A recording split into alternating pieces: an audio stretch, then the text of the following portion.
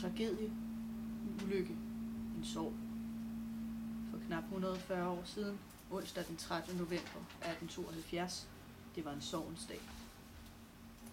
Vinterstormen havde raset i flere uger.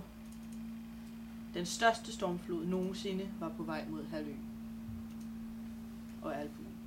Havet knuste alt, huse, skibe, ja, selv familier. Huse faldt sammen,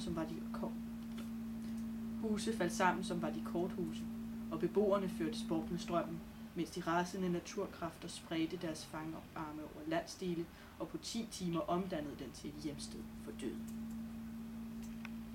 52 mennesker omkom på Falster, 28 på Lolland, og det kan også bekræftes, at flere tusinde husdyr omkom under denne tragedie.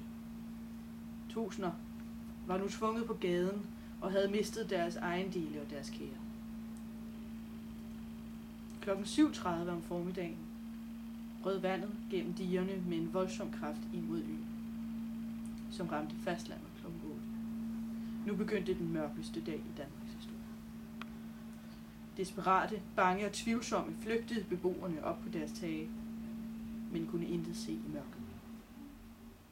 Her følte de sig trygge, men jo mere vandet steg, des mere gik det op for dem, at alt håb var ude. Tagene blev en dødsfælde. De havde ikke en chance, når bølgetoppene fejrede hustagene fra husenes mure.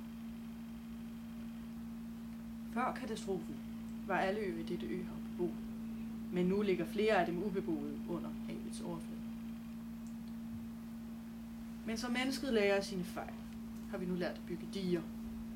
Vi har lært at tæmme havet.